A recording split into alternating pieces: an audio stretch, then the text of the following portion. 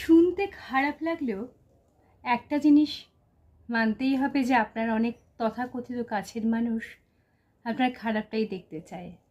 যদি কখনো আপনি জীবনে খুব খারাপ সময় কাটিয়ে আসেন, তখন যারা সহানুভূতি দেখায় তারাই আবার যখন আপনি একটু ভালো রয়েছেন, আনন্দে রয়েছেন, তারা সেটা ভালোভাবে নিতে পারে না।